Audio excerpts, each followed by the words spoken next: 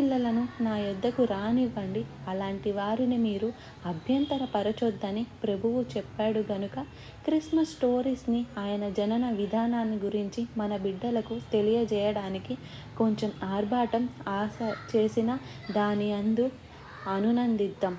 మనకి ఇది పెద్ద విషయం కాదు. మనం కలువరి సిలువలలో ఆయన చేసిన యాగాన్ని, త్యాగాన్ని తలంచి, ధ్యానించి, స్తుతించి ఆయన యందు ఆనందిస్తున్నాం. బట్ ఇంకా రక్షకుడు పుట్టాడు అన్న సంగతి ఎరగని ఈ లోకానికి ఈ సందర్భంగా యేసుని ప్రకటించడం మన విధి. Happy Christmas. చిన్న ప్రార్థన చేసుకుందాం. పరిశుద్ధుడా, నీకు వందనములయ్యా. నీవు జన్మించావని లోకమందంతటా ఆర్భాటాలు చేస్తుండగా ఆచారములో ఉన్నవారిని ఊరికే పండుగగా ఆచరిస్తూ నీ జనన విధానాన్ని గురించి ధ్యానించగా నీ త్యాగాన్ని, నీ ప్రేమను, నీ తగ్గింపును నీవు